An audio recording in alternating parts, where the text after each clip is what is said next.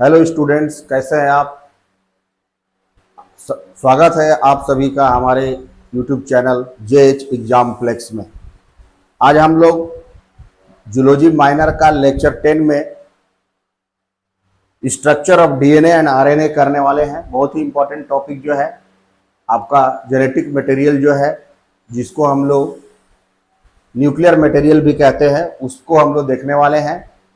इससे संबंधित जो आपका सिलेबस जो है विनोबा यूनिवर्सिटी का, इसका हम लोग पहले भी एक जो जेनेटिक्स जो है उससे रिलेटेड टॉपिक हम लोग कर चुके हैं। अब जो डीएनए आरएनए बचा है और इसका सेमी कंजर्वेटिव नेचर जो डीएनए का और आरएनए का बना है, ट्रांसक्रिप्शन, उसके बारे में हम लोग देखेंगे। आज के लेक्चर में हम लोग जो है वो स्ट्रक्चर ऑफ डीएनए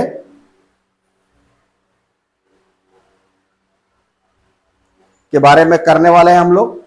तो स्ट्रक्चर ऑफ डीएनए देखते हैं, उसको समझते हैं। क्योंकि डीएनए जो है वो जेनेटिक मटेरियल है। हर लिविंग ऑर्गेनिज्म का ये जेनेटिक मटेरियल जो होता है, जो हेरिडिटरी कैरेक्टर को पेरेंट्स से उसके ऑफस्प्रिंग के पास ट्रांसफर करता है, वो डीएनए के जरिए ही होता है। डीएनए के ऊपर जो सीक्वेंशियली अरेंज जीन होते हैं वो कैरेक्टर को ट्रांसफर करते हैं। So genes are the unit of heredity, ये हम लोग पहले से भी जानते हैं। तो हम लोग जो है आपको ये बहुत ही सरल भाषा में डीएनए, चूंकि डीऑक्सीराइबोज न्यूक्लिक एसिड जो जेनेटिक मटेरियल है, वो थोड़ा ब्रॉडली क्लासिफाइड करने की जरूरत पड़ती है।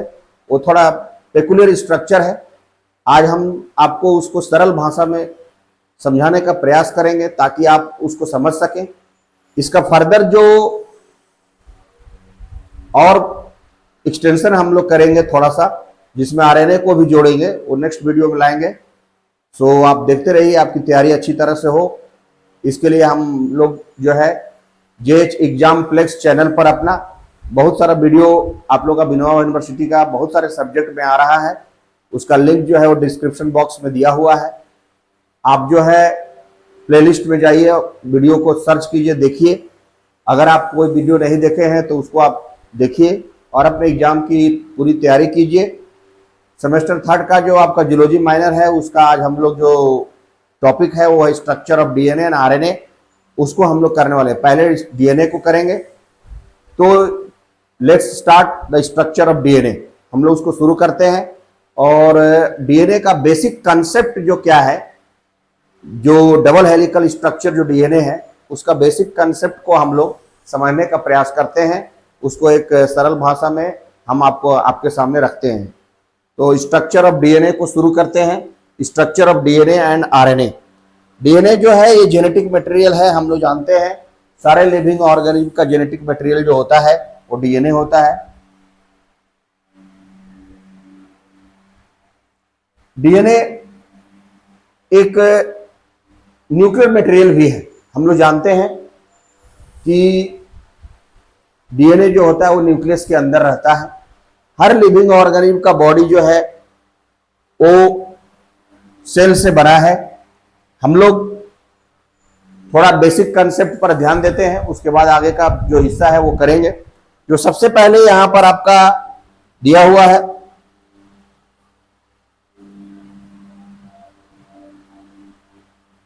वो है बेसिक, उसका ही बारे में जो बताया गया है उसको हम लोग समझते हैं कि डीएनए जो होता है, डीएनए एंड आरएनए। तो डीएनए का फुल फॉर्म है DNA is deoxyribose nucleic acid.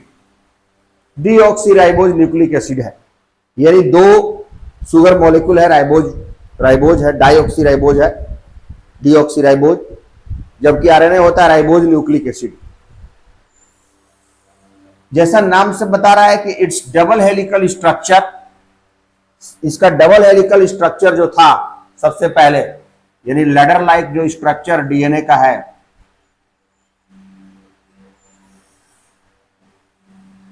ये लैडर लाइक स्ट्रक्चर जो है सबसे पहले डबल हेलिकल स्ट्रक्चर जो है ये प्रपोज किया गया था वाटसन एंड ग्रिक के द्वारा। वाटसन एंड ग्रिक ने डबल हेलिकल स्ट्रक्चर जो है डीएनए का वो दिया था इन 1953 में। और ये डबल हेलिकल स्ट्रक्चर जो है डीएनए का वाटसन एंड ग्रिक मॉडल जो है ये मशहूर है, जिसको बहुत ज्यादा इस्टेब्लिशमेंट मिला, मान्यता मिला।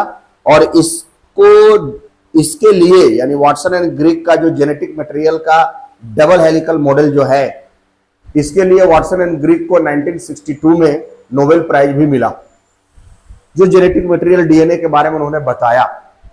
और ये जीन जो हमारा है is the carrier of the character, यानी हम लोग कहते हैं कि जीन जो है वो हमारे अनुवांशिक गुणों का वाहक है।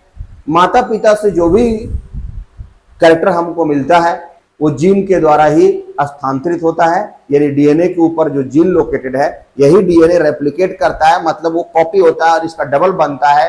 एक डीएनए का मॉडल जो है वो बनता है, चाहे उसके पेरेंट्स से उसके चिल्ड्रन पर आता है, और कैरेक्टर जो है वो पीढ़ी दर पीढ़ी यानी जनरेशन आफ्टर जनरेशन जो है वो पास आउट होता है, जिसको हम लोग हेरिडिटी में पढ़े थे और देखे भी थे। तो ये जीन लोकेटेड है आपको डीएनए के ऊपर, लेकिन डीएनए जो बेसिकली स्ट्रक्चर जो डबल हेलिकल स्ट्रक्चर है जो वाटसन एंड ग्रिक ने प्रपोज किया था, ये न्यूक्लियस के अंदर पाए जाने वाला जेनेटिक मटेरियल है सभी लिविंग ऑर्गेनिज्म का। बिकॉज सभी लिविंग ऑर्गेनिज्म के बॉडी के अंदर जो है आपका सेल है, और सेल के अंदर न्यूक्लियस है, न्यूक्लियस के अंदर जो है आपका डीएनए है, आरएनए है, ये जेनेटिक मटेरियल डीएनए है।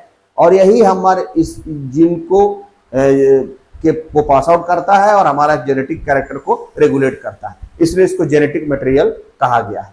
DNA is the genetic material of all the living organism, जितने भी तरह के लिविंग ऑर्गेनिज्म है, यहां तक कि बैक्टीरिया और वायरस में भी डीएनए प्रेजेंट है। Bacterial DNA single stranded semi circular DNA उसमें होता है, उसका टाइप ऑफ डीएनए भी अभी हम लोग आगे देखेंगे, उसमें डिस्कस करेंगे। तो आप वीडियो के अंत तक बने रहिए, हम लोग उसको एक एक करके देखते हैं। और जेनेटिक मटेरियल जो हमारा डीएनए है वो सभी लिविंग ऑर्गेनिज्म का ये जेनेटिक मटेरियल है। अब न्यूक्लियोटाइड चेन से मिलकर के बना है डीएनए। यहां पर ये लिखता है कि DNA is made up of 2 polynucleotide chains. ये यहां पर 2 पॉलीन्यूक्लियोटाइड चेन्स आप देख रहे हैं, 2 चेन से ये मिलकर बना है, डबल हेलिकल स्ट्रक्चर वही कहता है। All the nucleotides are arranged in a specific order in a DNA। तो जो न्यूक्लियोटाइड है, अभी डायग्राम में हम लोग रिप्रेजेंट करके बताएंगे आपको, देखेंगे आगे कि जो न्यूक्लियोटाइड डीएनए का है, जो हमारा जेनेटिक मटेरियल, वो एक स्पेसिफिक ऑर्डर में उसका न्यूक्लियोटाइड जो है वो अरेंज, उसका अरेंजमेंट का एक खास तरह का व्यवस्था है, एक उसका एक प्रोसेस है, मतलब उसका बेसिक कंसेप्ट है जिसके आधार पर न्यूक्लियोटाइड को अरेंज किया गया है। तो डीएनए जो है वो 2 पॉलीन्यूक्लियोटाइड से, पॉली का मतलब होता है मेनी, न्यूक्लियोटाइड बहुत सारा न्यूक्लियोटाइड से मिलकर के बना है, और जितने भी न्यूक्लियोटाइड उसमें है वो स्पेसिफिक ऑर्डर में अरेंज है। ईच न्यूक्लियोटाइड, जो न्यूक्लियोटाइड है ये डीएनए का, इज कंपोज्ड ऑफ, किससे किससे मिलकर के बना है, जब मॉलिक्यूल ऑफ शुगर। तो डीएनए का जो न्यूक्लियोटाइड है उसमें क्या क्या है ये आप समझिए। तो एक बेसिक डीएनए में अगर आपसे कोई पूछता है कि डीएनए किससे मिलकर बना है, तो हमारा जो जेनेटिक मटेरियल डीएनए है वो बेसिकली 3 चीज से मिलकर के बना है, इसको आप यहां पर याद रखेंगे। पहला क्या है, जो हमारा डीएनए है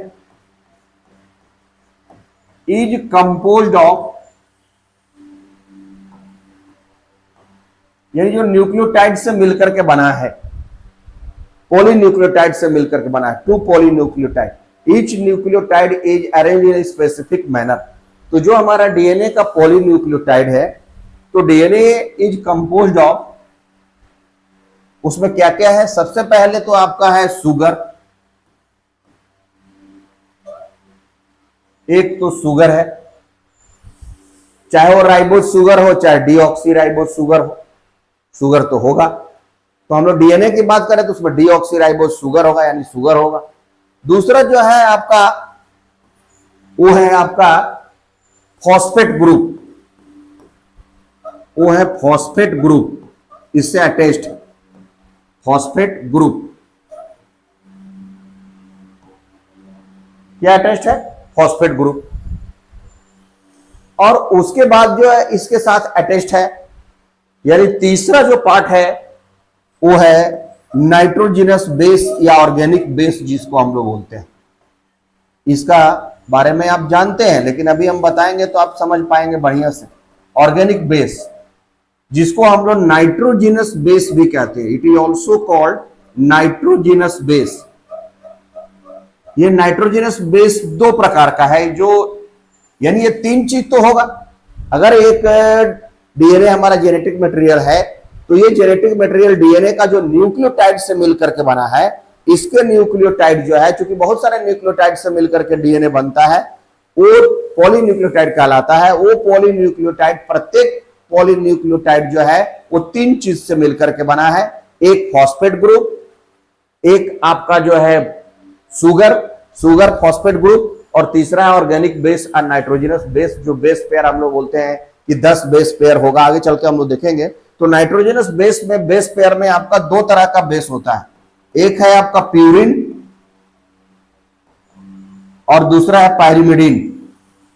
ये नाइट्रोजनस बेस है, प्यूरिन और पायरिमिडीन। PYRIMIDINE,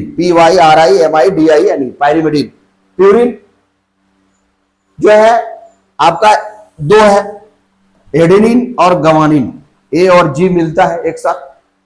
और पायरिमिडीन जो है आपका है वो साइटोसिन और thymine, CNT, cytosine and thymine, जो कि एक यूरेसिल भी इसमें पाया जाता है, यू, जो कि आरएनए में होता है, वो इसमें नहीं होता है। तो इसमें है प्यूरिन, एडेनिन और गवानिन, साइटोसिन और थाइमिन। पायरिमिडीन बेस पेयर है और प्यूरिन बेस पेयर है।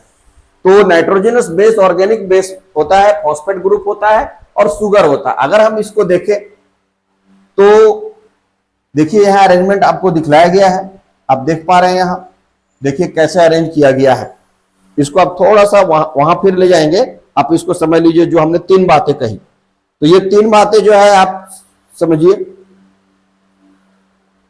देखिए ये तीन कैसे जुड़ा हुआ है इसमें, ये आप यहां बिल्कुल क्लियर आप देख रहे हैं। यही तीन के कॉम्बिनेशन से बहुत ज्यादा आपको डिफिकल्ट इसको नहीं बनाना है। जो बेसिक कंसेप्ट जो डीएनए का है उसको सरल भाषा में समझना है कि the genetic material DNA is made up of 3 components, is composed of 3 components. उसमें 3 कंपोनेंट है, एक तो आपका सुगर है, दूसरा आपका फॉस्फेट है और तीसरा इसमें नाइट्रोजनस बेस है। आप ये देख पा रहे हैं। तो नाइट्रोजनस बेस को जोड़ा गया है, यही इसमें रहता है। यही 3 कंपोनेंट जो है इसको बनाता है, जो आपका मेन कंपोनेंट यहां पर है। यही 3 कंपोनेंट जो है आपका बेसिक कंपोनेंट है, जो आप देख रहे हैं। तो हमने भी उसी की चर्चा की है।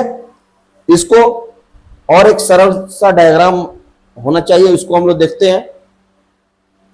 देखिए यहां पर आप समझिए, ये डायग्राम आपको और क्लियर कर रहा है कि आपके पास जो है एक फॉस्फेट ग्रुप है, एक सुगर ग्रुप है और उसके साथ ऑर्गेनिक बेस पेयर जो है आपका लगा हुआ है। तो यही चीज का यहां पर जिक्र है जो आप समझ पा रहे हैं। अब इसको हम लोग एक एक करके समझते हैं। यहां पर है कि each nucleotide of DNA is composed of A molecule of sugar. उसमें एक सुगर मॉलिक्यूल होगा जो डीऑक्सीराइबोज होगा, क्योंकि डीएनए के केस में वो डीऑक्सीराइबोज होगा। वही जब राइबोज हो जाएगा, दो डाई नहीं होगा तो वो आरएनए होगा। तो इसमें जो है आपका ये डीऑक्सीराइबोज एक सुगर मॉलिक्यूल होगा, एक फॉस्फेट ग्रुप होगा and an organic base which may be either a purine और पायरिमिडीन। और एक ऑर्गेनिक बेस पेयर होगा नाइट्रोजनस बेस, जो एक प्यूरिन होगा या पायरिमिडीन होगा। The 2 purines are adenine and guanine. जैसा हमने आपको पहले भी बताया कि प्यूरिन का जो बेस पेयर है, प्यूरिन वो हमारा है एडेनिन और guanine, A and G, while the pyrimidines are cytosine and thymine and RNA has a uracil also। तो इसमें कह रहा है कि पायरिमिडिन का जो हमारा बेस पेयर है वो साइटोसिन एंड थाइमिन से बना है। तो पायरिमिडिन में आपका है, पायरिमिडिन में है C and T, cytosine and thymine. अब एडेनिन जो है वो साइटोसिन एंड थाइमिन का जो कॉम्बिनेशन है, एडेनिन गवानिन साइटोसिन थाइमिन, ये आपका पायरिमिडिन और प्यूरिन दो बेस पेयर है। Depending upon the type of nitrogenous base attached the nucleotides में बी ऑफ 4 टाइप्स। तो अब जिस तरह का नाइट्रोजिनस बेस या ऑर्गेनिक बेस पेयर जो है, नाइट्रोजिनस बेस पेयर अटैच्ड होगा फॉस्फेट ग्रुप और शुगर के साथ, उसके आधार पर न्यूक्लियोटाइड जो है वो 4 प्रकार का हो गया। पहला जो है आपका न्यूक्लियोटाइड एडेनिन के साथ, दूसरा गवानिन के साथ, तीसरा साइटोसिन के साथ और चौथा थाइमिन के साथ। तो इस तरह से हम लोग के पास जो है वो टोटल 4 तरह का न्यूक्लियोटाइड हो गया जो नाइट्रोजनस बेस पेयर के आधार पर डिसाइडेड है। अब ये क्या क्या है आप देखिए इसको। तो ये आप देखिए नाइट्रोजनस बेस पेयर में हमारा ये आपका फॉस्फेट ग्रुप है, उसमें प्यूरिन आपका एडेनिन हो गया एक न्यूक्लियोटाइड। अगर थाइमिन जुड़ गया तो थाइमिन ओ हो गया, वो न्यूक्लियोटाइड गवानिन के साथ हो गया और एक साइटोसिन के साथ हो गया। तो इसमें हम लोग को जो है मिला वो एडेनिन का, एक थाइमिन का, एक गवानिन का, एक साइटोसिन का। तो इट इज ऑब्जर्व दैट, ये ऐसा देखा गया है और इस पर एक लॉ भी है कि वो कहता है कि जितना उसमें प्यूरिन की संख्या होगी, प्यूरिन का जितना बेस पेयर होगा वो इक्वल होगा पायरिमिडिन का भी, वो पायरिमिडिन के बराबर होगा। फिर आगे चल के हम लोग अभी देखते हैं कि उसमें हाइड्रोजन बॉन्ड भी जोड़ेगा जो एक दूसरे के साथ कनेक्ट करेगा। तो अभी जो यहां पर आपका है कि ये बता रहा है कि ये रूल्स है या ये लॉ है जो गवर्न करता है। इसको जो हम लोग आरएनए का पार्ट जो सेकंड वाले पार्ट में जब वीडियो में हम लोग डिस्कस करेंगे, आपको कुछ हिस्सा जो लाएंगे उसमें एक्चुअली इस लॉ के बारे में डिटेल डिस्कशन करेंगे। लेकिन यहां आप समझिए कि बाय लॉ ये प्रूफ किया गया है कि it is observe that in DNA, यानी जो हमारा जेनेटिक मटेरियल डीएनए है, the amount of thymine is always equal to adenine, यानी amount of thymine is always equal to adenine while that of guanine to cytosine.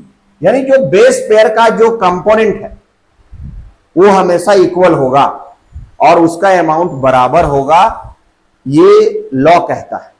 उसके द्वारा हम लोग को देखते हैं कि जितना भी अगर बेस पेयर डीएनए में अगर ये जुटा है तो जितना अमाउंट थाइमिन का होगा उतना एडेनिन और थाइमिन बराबर होगा और गवानिन और साइटोसिन का अमाउंट भी बराबर होगा, इक्वल होगा। There are 2 hydrogen bonds exist between adenine and thymine. अब एडेनिन किससे जुड़ रहा है आपका? एडेनिन जुड़ रहा है थाइमिन के साथ। एडेनिन जो हमारा जुड़ रहा है, एडेनिन और गवानिन ये प्यूरिन बेस है, साइटोसिन और थाइमिन हमारा जो है वो पायरिमिडिन बेस है।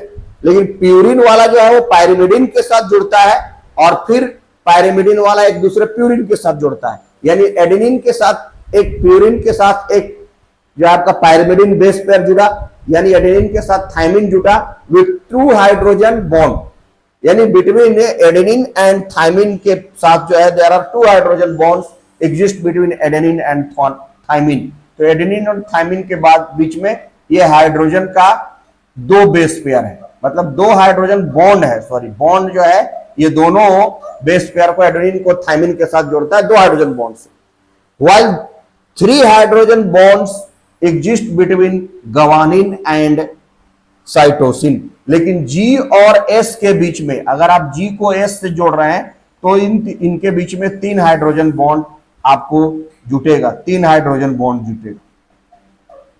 इसमें 2 हाइड्रोजन बॉन्ड है, इसमें 3 हाइड्रोजन बॉन्ड है, ये जुटा हुआ रहता है, जो कि आपके डीएनए के स्ट्रक्चरल में दिखता है कि कैसे जो है उसका पॉलीन्यूक्लियोटाइड जो डबल हेलिकल स्ट्रक्चर है, उसमें एडेनिन जो है थाइमिन के साथ वो 2 हाइड्रोजन बॉन्ड से जुड़ा है, और गवानिन जो है वो साइटोसिन के साथ जो है वो गवानिन और साइटोसिन 3 हाइड्रोजन बॉन्ड से जुड़ा हुआ है।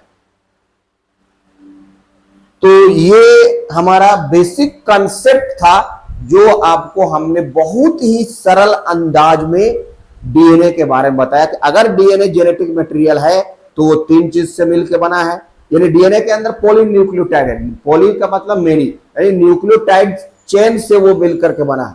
जो हमारा न्यूक्लियोटाइड चेन है उसमें न्यूक्लियोटाइड चेन में आपके पास जो है हमारे पास वो 3 चीज होगा।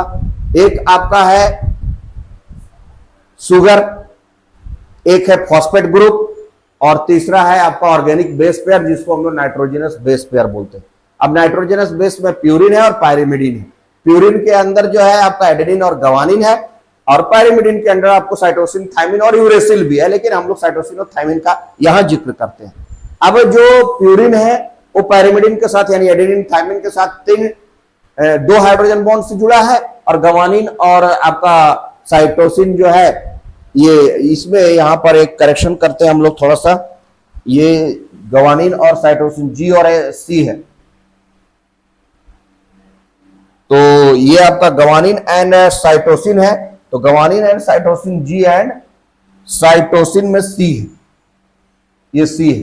तो गवानिन एंड साइटोसिन जो है वो 3 हाइड्रोजन बॉन्ड से आपस में जुड़ा रहेगा। यही जो डबल हेलिकल स्ट्रक्चर जो था वो वाटसन एंड ग्रिक ने प्रपोज किया था, वाटसन एंड ग्रिक का मॉडल था जो दिया गया था। तो Watson and Greek along with Franklin के साथ था ये। इसमें एक और आप वैज्ञानिक का नाम आता है जिनको हम लोग बोलते हैं, ये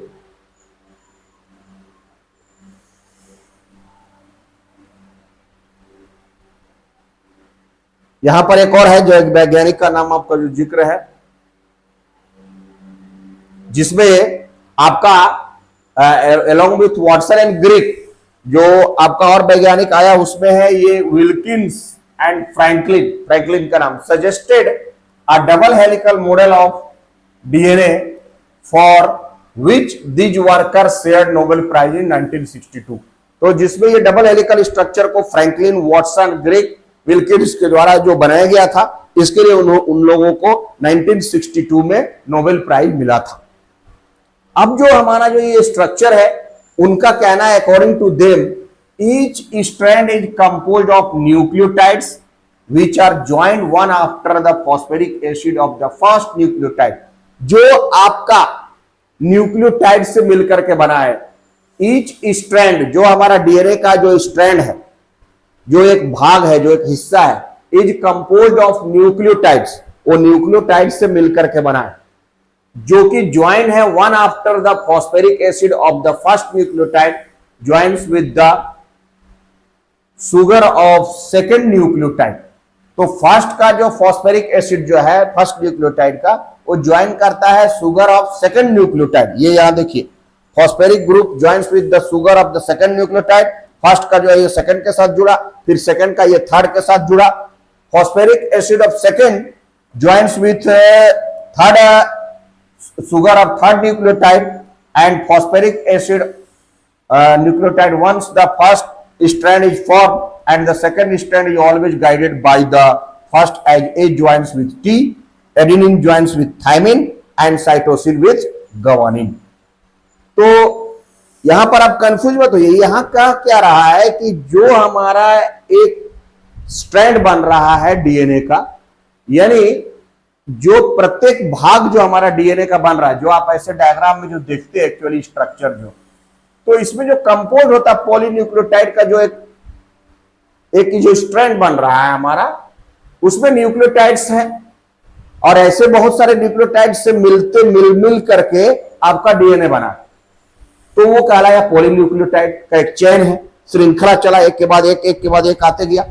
तो इसमें जो एक स्ट्रैंड है, मतलब एक धागा का एक हिस्सा आया, फिर उसी तरह दूसरा हिस्सा आया, तीसरा हिस्सा आया, मतलब कहने होता ऐसे चलते गया। तो उसका एक स्ट्रैंड जो एक हिस्सा आया उसमें है न्यूक्लियोटाइड जो है joint with one after the phosphoric acid. पहले फॉस्फेरिक एसिड आया, शुगर है और ऑर्गेनिक बेस पेयर है, तो फॉस्फेरिक एसिड ज्वाइन हुआ शुगर के साथ,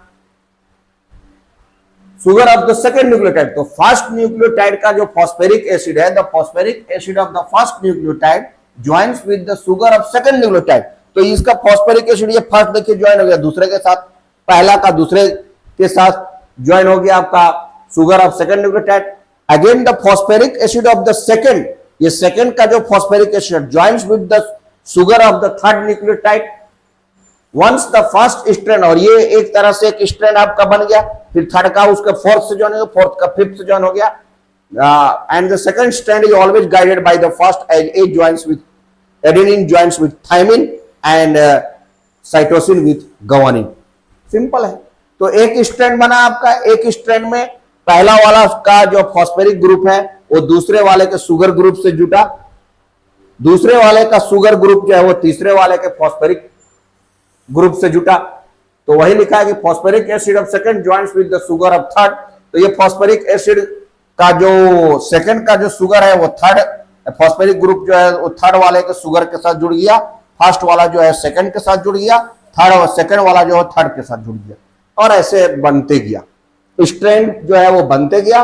और ये स्ट्रैंड का एक चेन बना जो न्यूक्लियोटाइड का बहुत सारा चेन उस डीएनए में जुड़ गया, जिसको हम लोग कहते हैं पॉलीन्यूक्लियोटाइड। समझ गए? मतलब एक स्ट्रैंड जो है आपका ऐसे बना, फिर दूसरा स्ट्रैंड ऐसे आकर ज्वाइन हुआ। अब इस स्ट्रैंड में आपका फॉस्फेरिक एसिड है, फॉस्फेरिक एसिड के साथ जो है आपका शुगर के साथ जुड़ गया, तो पहला वाला जो है वो सेकंड के शुगर के साथ जुड़ गया, सेकंड का फॉस्फेरिक एसिड जो है वो थर्ड के शुगर के साथ जुड़ गया, और ऐसे स्ट्रैंड बनते गया। ठीक, यही स्ट्रैंड को आपको बनाया गया है, आप देख भी रहे हैं यहां पर। ये देखिए एक स्ट्रैंड बना यहां, ये फॉस्फेरिक एसिड और ये शुगर, ये आपका नाइट्रोजनस बेस जुड़ा एडेनिन विद थायमिन, थायमिन फिर जो है वो आपका शुगर के साथ जुड़ा, फिर यहां जो है आपका शुगर फॉस्फेरिक एसिड। तो ये बैंड बना एक स्ट्रैंड, पहला का फॉस्फेरिक ग्रुप जो है वो दूसरे के शुगर ग्रुप से जुड़ा, दूसरे का फॉस्फेरिक एसिड जो है वो तीसरे के शुगर ग्रुप से जुड़ा, तीसरे का चौथे से जुड़ा, और ऐसे इन दोनों के बीच में जो है हाइड्रोजन बॉन्ड आप देख रहे हैं, एडेनिन और थायमिन के बीच में डबल हाइड्रोजन बॉन्ड, और ग्वानिन और साइटोसिन के बीच में जो है आपका ट्रिपल हाइड्रोजन बॉन्ड है। ये आप देख पा रहे हैं, ये आप समझ भी रहे हैं यहाँ पर। ये guanine and cytosine are joined with 3 hydrogen bonds, adenine and thymine are joined with 2 hydrogen bond. और ये आपका simple sugar phosphate sugar phosphate sugar phosphate with nitrogenous base के साथ जुड़ करके एक एक स्ट्रैंड बनाते गया, और इस तरह से स्ट्रैंड बनते बनते एक चेन बना, और चेन बन के वो न्यूक्लियोटाइड का एक चेन बन के बहुत बड़ा एक पॉलीन्यूक्लियोटाइड यानी डीएनए का स्ट्रक्चर बना। समझ गए? तो ये आपका यही स्ट्रक्चर का हम लोग जिक्र कर रहे हैं। ये आप देख रहे हैं डीऑक्सीराइबोज शुगर, ये फॉस्फेट ग्रुप जुड़ा हुआ है, फॉस्फेट ग्रुप जो है वो शुगर के साथ जुड़ गया, और यहां पर ये आकर के चेन बनते गया, और एक के बाद एक जो है वो जुड़ते गया। इसको डायग्रामेटिकली आप समझ पा रहे हैं, यही चीज यहां पर देखिए दिखलाने का प्रयास किया गया है। शुगर फॉस्फेट बैकबोन जो है आपका जुड़ा हुआ है, ये 5 और 3 का स्ट्रैंड चलता है, मतलब राइट और लेफ्ट का कॉम्बिनेशन। ये 5-3 स्ट्रैंड जो है वो डीएनए का, जो हम लोग बी डीएनए जो होता है, हम लोग ह्यूमन बीइंग में बी डीएनए पाया जाता है। ए DNA, B DNA, C DNA और डी डीएनए, 4 तरह का डीएनए टाइप्स ऑफ डीएनए अभी हम लोग जिक्र करेंगे जो होता है। जो मुख्य रूप से उसमें प्रमुख स्ट्रैंड वाला जो डीएनए है वो बी डीएनए है, और बी डीएनए के बाद अभी वो लेटेस्ट में तो जेड डीएनए भी आया है, लेकिन 4 तरह का डीएनए का हम लोग बेसिकली जिक्र करते हैं, A DNA, B DNA, C DNA and D DNA. तो हम लोग जो यहाँ पर बेसिकली स्ट्रैंड जो 5:3 का राइट और लेफ्ट का जो कॉम्बिनेशन चलता है, जिसमें आप देख पा रहे हैं यहाँ पर ये 5 यहाँ पर लिखा हुआ और ये 3 लिखा हुआ है। तो थायमिन के साथ एडेनिन जुड़ा हुआ है, और साइटोसिन और ग्वानिन जुटा हुआ है। तो थायमिन और एडेनिन डबल हाइड्रोजन बॉन्ड से जुड़ा हुआ है। एक स्ट्रैंड यहाँ पर आप देख पा रहे हैं, एक बना ये एक स्ट्रैंड, फिर दूसरा स्ट्रैंड इधर बन गया, ये राइट के बाद लेफ्ट बना, लेफ्ट के बाद फिर राइट बना, फिर राइट के बाद लेफ्ट बना, लेफ्ट के बाद फिर राइट बना, राइट के बाद लेफ्ट बना। तो ये चेंज ऑफ द कॉम्बिनेशन जो आपका चल रहा है, ये आप देख पा रहे हैं कि 5:3 हो गया, 3 फिर 5, 5-3, 5-3, और ये 3:5 का ये राइट लेफ्ट का कॉम्बिनेशन बन के एक आपका न्यूक्लियोटाइड का चेन जो बना, जो पॉलीन्यूक्लियोटाइड बना है।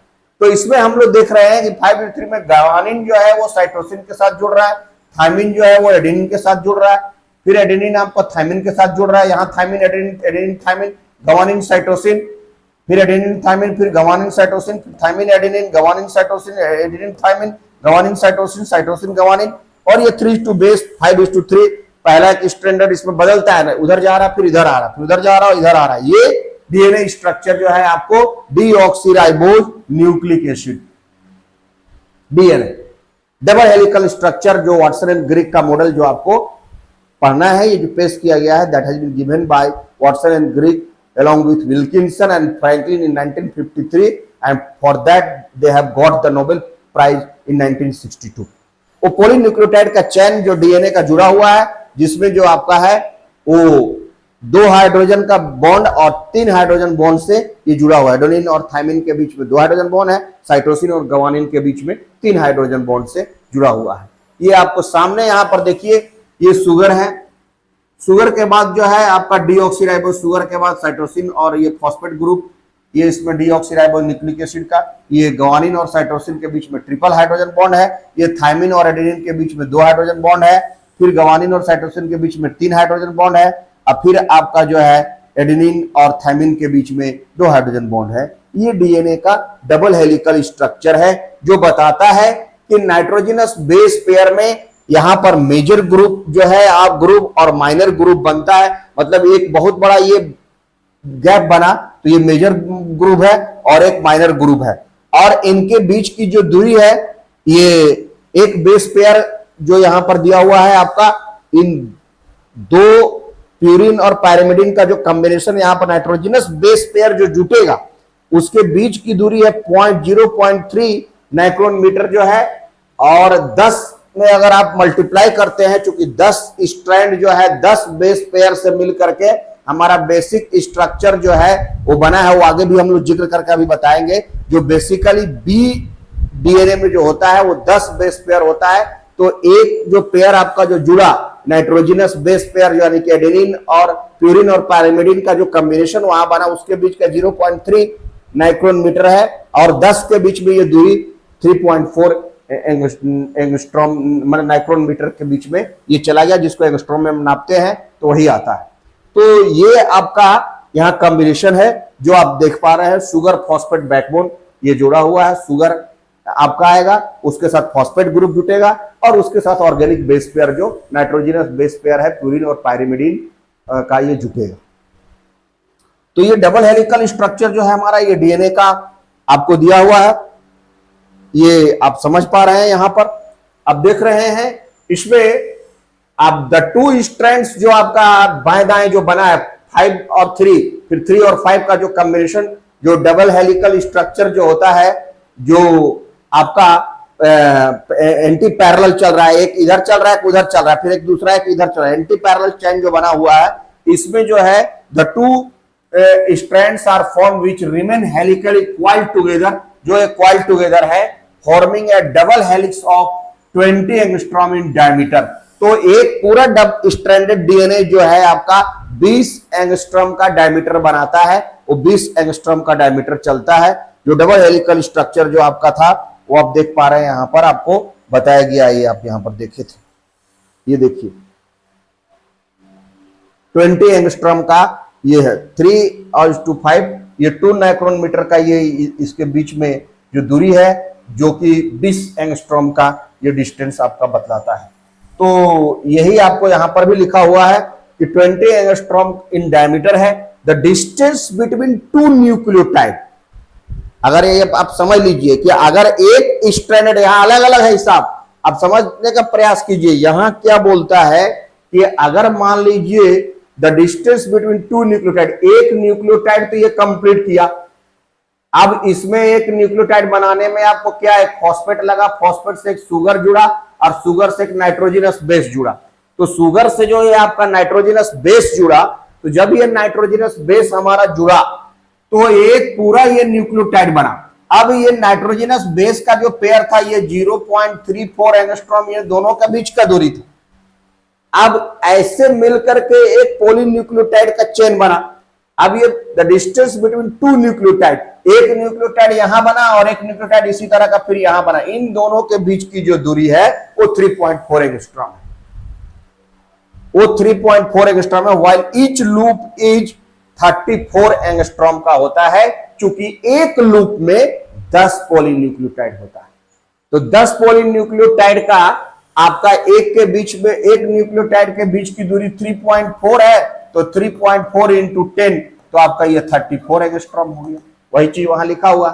तो जरा इसको कंफ्यूज नहीं हुई है, इसको समझिए कि जो न्यूक्लियोटाइड से मिल करके बना है, एक न्यूक्लियोटाइड, दूसरा न्यूक्लियोटाइड, तीसरा न्यूक्लियोटाइड, चौथा न्यूक्लियोटाइड, पांचवा, छठा, सातवां, आठवां, नौवां और 10वां न्यूक्लियोटाइड, ये 10 न्यूक्लियोटाइड मिलकर के एक डीएनए बनाया। एक डीएनए का सेगमेंट, मतलब एक डीएनए क्रोमोजोम जो हमारा इतना लंबा अगर क्रोमोजोम है एक धागे के नुमा, तो उसका एक हिस्सा आपका DNA, the segment of chromosome. तो एक सेगमेंट को अगर हम मान लीजिए काटे, तो एक सेगमेंट की पूरी लंबाई जो है वो 34 एंगस्ट्रॉम वाइड आया। It suggest there are 10 nucleotides present, such a DNA is known as B DNA, और वही तो हम लोग में पाया जाता है। जो एक standard DNA Watson and Greek model में जो खोजा गया था, जो ह्यूमन बीइंग के अंदर, लिविंग ऑर्गेनिज्म के अंदर पाया जाता है, वो बी डीएनए, और उस बी डीएनए में 10 जो है आपका न्यूक्लियोटाइड का एक चेन है जो पॉलीन्यूक्लियोटाइड बनाता है, जिसका आपका डबल हेलिकल स्ट्रक्चर डीएनए है। अब एक न्यूक्लियोटाइड के बीच की दूरी जो है आपका 3.4 एंगस्ट्रॉम है। द डिस्टेंस बिटवीन एक न्यूक्लियोटाइड और दूसरे न्यूक्लियोटाइड के बीच की दूरी 3.4 एंगस्ट्रॉम है। 10 न्यूक्लियोटाइड ऐसे ऐसे जुड़ा हुआ है तो 34 एंगस्ट्रॉम हो गया, और 10 न्यूक्लियोटाइड प्रेजेंट है, such DNA is called B DNA. तो ये हमारा जो डीएनए है वो बी डीएनए है। और एक स्टैंडर्ड डीएनए में 3 चीज है, आपको बार बार बता रहे हैं। 3 चीज में एक आपका शुगर है, एक फॉस्फेट ग्रुप जुटा है, उसके साथ आपका जो नाइट्रोजनस बेस पेयर है यानी ऑर्गेनिक बेस पेयर है, प्यूरिन और पायरिमिडीन जुड़ा है। इन दोनों के जोड़ने से एक न्यूक्लियोटाइड का चेन बना है।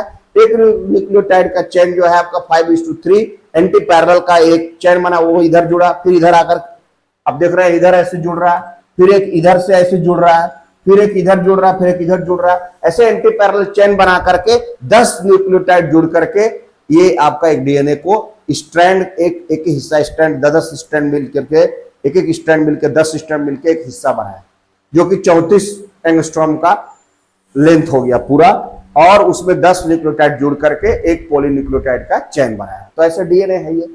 अब ये उस तरह के डीएनए जिसमें आपका ये दूरी है 3.4 एंगस्ट्रॉम का दूरी है 2 पॉलीन्यूक्लियोटाइड के बीच में, और 10 न्यूक्लियोटाइड के बीच में 34 एंगस्ट्रॉम का जो दूरी बनाता है, ये 0.34 एंगस्ट्रॉम अगर वो दोनों का बेस पेयर के बीच का दूरी है, और ऐसे जोड़ करके 3.4 एंगस्ट्रॉम होता है और 10 का 34 एंगस्ट्रॉम होता है, वैसे वाले डीएनए को हम लोग बी डीएनए कहते हैं। और ह्यूमन बीइंग में हम लोग के केस में बी डीएनए ही पाया जाता है। आप बताइए कि जो स्टैंडर्ड पॉलीन्यूक्लियोटाइड 34 एंगस्ट्रॉम का जो 10 पॉलीन्यूक्लियोटाइड है, 10 बेस पेयर वाला डीएनए जो है वो बी डीएनए।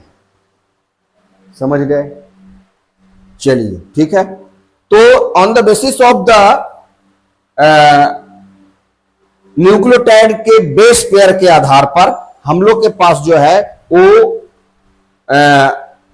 4 तरह का डीएनए है। There are 4 types of DNA generally present in case of the living organism. Living organism का अगर हम बात करें तो लिविंग ऑर्गेनिज्म में 4 प्रकार का डीएनए है।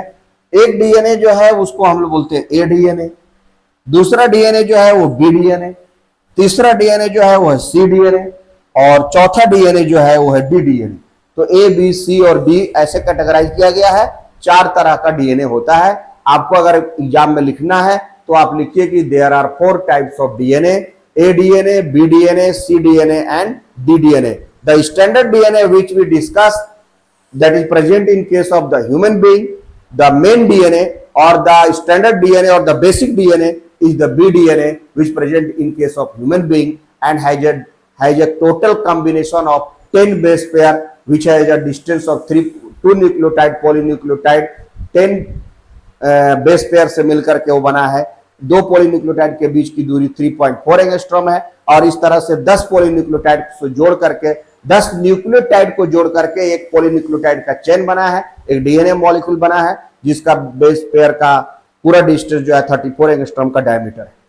और ये जो है वो BDNA का एक टाइप है। अब 1979 में, ये मॉडल तो 1953 में ही दे दिया गया, उसके बाद जो है आपका 62 में इसको जो है प्रतिष्ठा मिल करके इसके लिए उनको नोबेल प्राइज भी मिल गया और वो उन लोगों को ऑनररी अवार्ड भी मिला। ये वाटसन एंड क्रिक मॉडल जो है और DNA का डबल हेलिकल स्ट्रक्चर जो है वो काफी ख्याति हुआ और उसको नोबेल प्राइज मिला उन सभी को इस तरह के हिस्टोरिकल रिसर्च वर्क करने के लिए।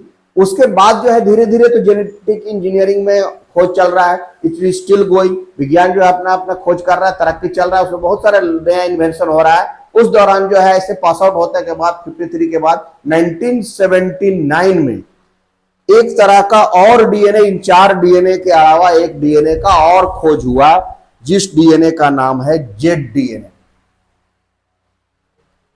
That is, the ZDNA was also discovered in 1979 along with these 4 types of DNA, ADNA, BDNA, CDNA and DDNA। इन चारों के अलावा एक और DNA मिला जिसका नाम दिया गया ZDNA। अब ये ZDNA में क्या है, इन दोनों में तो कॉम्बिनेशन एक ही है, लगभग इन सभी का एक ही कॉम्बिनेशन है, बेस पेयर में अंतर है। वो हम लोग टेबुलर फॉर्म में नेक्स्ट वीडियो में आपको एक पूरा टेबुलर फॉर्म में क्या क्या डिफरेंसेस है उसको हम लोग दे देंगे। एक जगह आप उसको समझ लीजिएगा कि भाई A में क्या था, B में क्या था, C में क्या था और D में क्या है, क्या क्या थोड़ा सा अंतर है जिसके आधार पर इसको A, B, C और DDNA हम बोल रहे हैं, वो हम लोग समझ लेंगे। इसके आधार पर एक और DNA बन गया जो ZDNA आया। तो ZDNA में क्या है, तो ZDNA को क्यों उसका नाम ZDNA दिया गया इसको समझिए। इसमें क्या है कि ये BDNA से अलग है, वो जो डिस्कवर किया गया, it was discovered in 1979 that another types of DNA called ZDNA or was discovered, it is different from BDNA in the following important characteristic। क्या कुछ खास बातें थी जो इसको BDNA से अलग करता है कि ZDNA इसको बोला गया। तो इसमें कैरेक्टरिस्टिक फीचर ZDNA में क्या था, है left handed helical sense as against right handed sense of BDNA। यानी इसमें जो स्ट्रक्चर जो था, जैसे हम लोग BDNA में राइट हैंडेड जो है आपका सेंस जो हेलिकल था स्ट्रक्चर जो राइट हैंडेड, ये double helical structure right handed था, ये लेफ्ट हैंडेड था। आप phosphate backbone following zigzag course in ZDNA, one complete helix has 12 base pair whereas in BDNA it is of 10 base pair। और एक difference यहां ये आ गया कि ये जिगजैग कोर्स था, मतलब जो है लेफ्ट राइट का कॉम्बिनेशन जो उसमें बनता था, लेफ्ट फिर राइट फिर लेफ्ट फिर राइट, मतलब लेफ्ट से बेस पेयर फिर राइट में गया, फिर राइट से लेफ्ट में आया, फिर लेफ्ट में गया, फिर राइट में आया। इस तरह से कॉम्बिनेशन बनाने के बाद जो उसमें हमारा BDNA में बनता था उसमें 10 बेस पेयर था, लेकिन ये जिगजैग मूवमेंट बना करके इसमें 12 बेस पेयर जुटा, यानी 12 बेस पेयर का न्यूक्लियोटाइड चेन बना, जिससे ये पॉलीन्यूक्लियोटाइड चेन 12 बेस पेयर से मिलकर के बना है। आपके केस में 10 ही बेस पेयर है BDNA में। तो 10 बेस पेयर मतलब 10 नाइट्रोजनस बेस जोड़ा प्यूरिन पायरिमिडिन का combination, adenine guanine cytosine thymine का जो कॉम्बिनेशन है वो तो 10 ही बना, इसमें 12 बन गया। तो ये डिफरेंसेस जो है इसमें आया, जो आप लोगों ने इसके कारण जो है इसको हम लोगों ने ZDNA का नाम दिया, जो परिवर्तित हो गया, जिसमें 10 बेस पेयर नहीं हो मिल करके 12 बेस पेयर जो है हमको मुख्य रूप से मिला। तो ये एक सिंपल कंसेप्ट जो है हम लोग स्ट्रक्चर ऑफ DNA के बारे में दिए कि DNA जो हमारा जेनेटिक मटेरियल है उसमें 4 तरह का टाइप है, ADNA, BDNA, CDNA and DDNA। Another type जो हमारा डिस्कवर हुआ वो बाद में आया है, जो ZDNA है, जिसमें 10 बेस पेयर नहीं बल्कि BDNA का 10 बेस पेयर के अलावा इसमें 12 बेस पेयर है। जिगजैग लाइक स्ट्रक्चर है, इसमें जो है लेफ्ट साइड का जो है कॉम्बिनेशन नहीं है, helical sense as against right hand, जबकि हमारा BDNA में जो हेलिकल स्ट्रक्चर जो है वो राइट हैंडेड है। राइट से लेफ्ट की तरफ हम जा रहे हैं, फिर लेफ्ट से राइट आ रहे हैं, इसमें लेफ्ट से राइट जा रहे हैं और लेफ्ट से राइट होकर के ये एंटी पैरेलल कॉम्बिनेशन जो है हमारा वो बदल गया है, जिसके आधार पर ये बिल्कुल उससे अलग है, डिफरेंट है, जिसके कारण इसको ZDNA नाम दिया गया है। तो इतनी सारी बातें जो है हम लोगों ने मुख्य रूप से डिस्कस किया, जो हमने आपको बताया डीएनए का स्टैंडर्ड। अब डीएनए जो हमारा है वो कैसा है, तो हमको बोलना है कि हमारे पास बी डीएनए।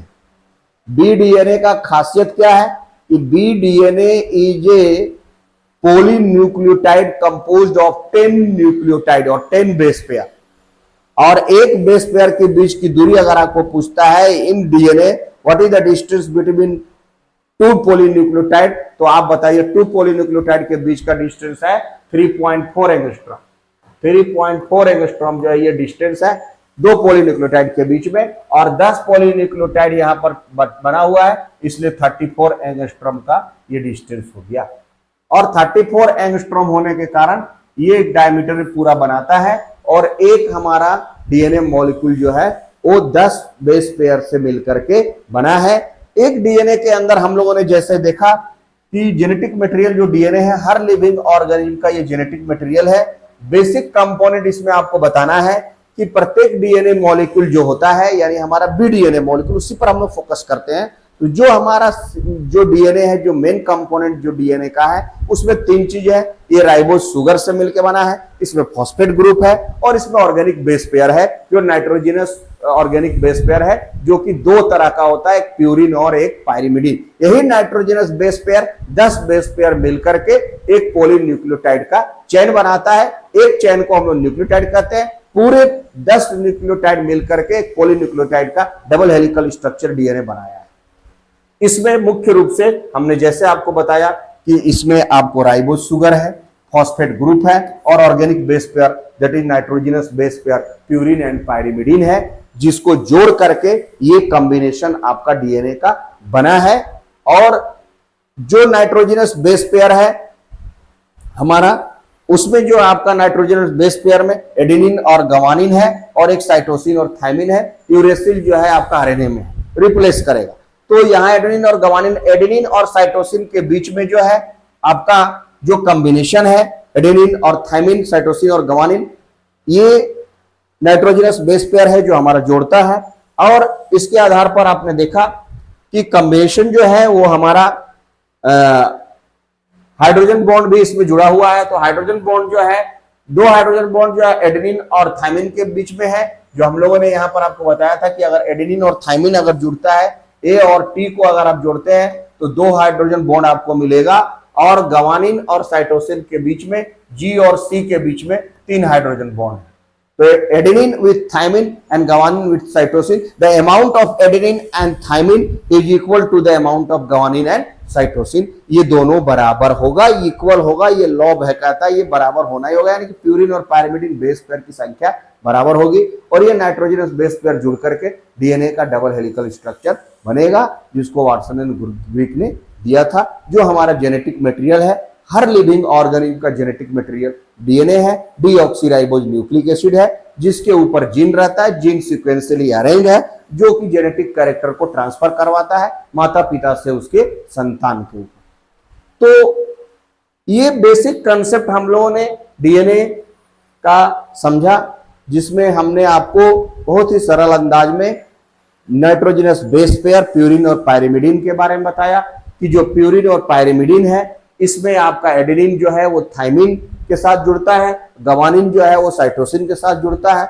एडेनिन और थायमिन जो है वो 2 डबल हाइड्रोजन बॉन्ड से जुड़ा हुआ रहता है, जबकि गवानिन और साइटोसिन जो है वो ट्रिपल हाइड्रोजन बॉन्ड से आपको जुड़ा रहता है। तो ये बात आपको याद रखना है, ये आपको अपने स्ट्रक्चर में लिखना भी है कि adenine and thiamine, the nitrogenous base pair adenine and thymine are joined with 2 hydrogen bond, whereas the guanine and cytosine are joined with 3 hydrogen bond के साथ जुड़ा हुआ रहता है।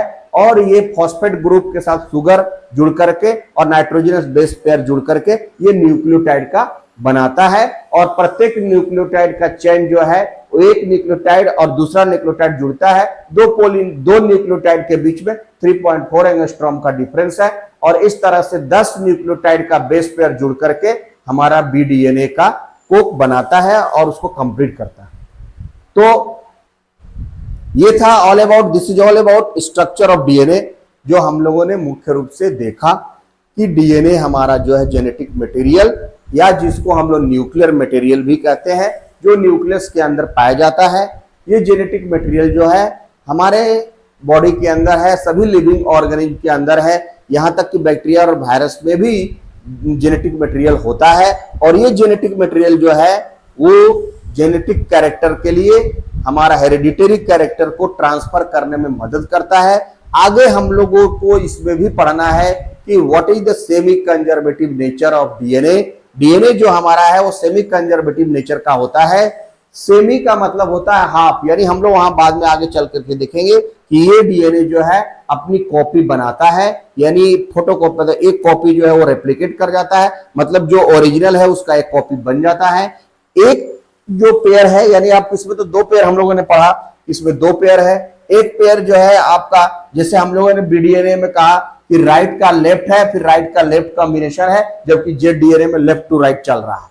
तो वो एक्चुअली जो ये दो बेस पेयर जो मतलब जो दो डबल स्ट्रैंडेड जो हमारा बना है, ये सेमी कंजर्वेटिव नेचर है, मतलब हाफ ही रेप्लिकेट होता है।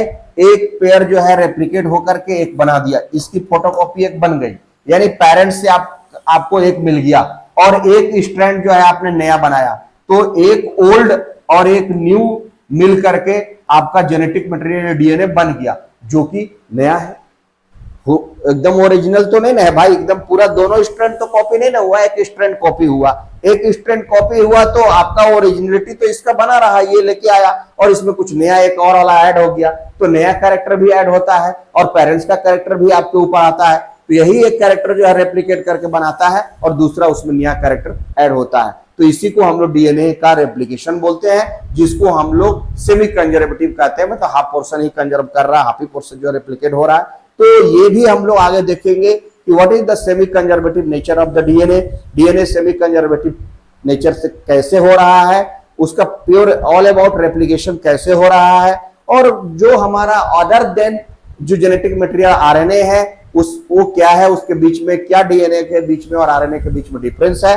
सो हमने ये आपको बताया, और इसी तरह से आप अपनी तैयारी करते रहिए, सिंपल भाषा में आप समझते रहिए। और आगे और वीडियो में हम लोग लेक्चर आगे जो हमारा 11 आएगा उसमें हम लोग डीएनए का और पार्ट में जो सेमी कंजर्वेटिव नेचर है और आरएनए, उसका एक तुलनात्मक टैली करते हुए और चारों डीएनए के बीच में क्या डिफरेंस है उसको देते हुए आपको और भी एक्स्ट्रा जो है मटेरियल देंगे, और इसकी जिससे आपकी तैयारी पूरी अच्छी तरह से हो जाए, और आप अपने ये जूलॉजी माइनर का जो विनोबा भावे यूनिवर्सिटी का जो पूरा सिलेबस है उसको कवर करते हुए आगे भी हम लोग इसको और नेक्स्ट वीडियो में आगे का जो टॉपिक है उसको प्रिंसिपल ऑफ जेनेटिक्स में जो आपका बचा हुआ है पोर्शन उसको कंप्लीट करेंगे। तो इस तरह से आप हम लोग हमारा वीडियो देखते रहिए। मैं संतोष कुमार आपका मेंटर, आपको अच्छी अच्छी जानकारी देते रहूंगा, और हमारे चैनल को आप सब्सक्राइब कीजिए, लाइक कीजिए, शेयर कीजिए, और हमारा मोटिवेशन हो सके। Thank you, keep watching the video.